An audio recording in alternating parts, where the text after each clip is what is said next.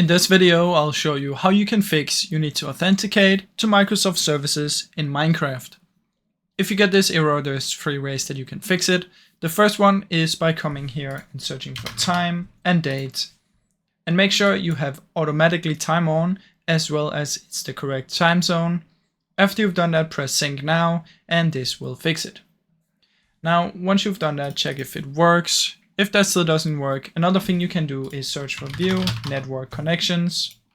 Come in here, double click, Properties, Internet version 4, use the following DNS, and then there's this one you can try, 8888-8844.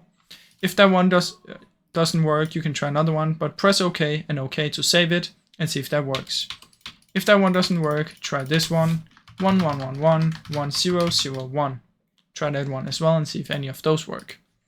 Now, as the last thing you can try is to simply log out of your account and then log back in and see if that works.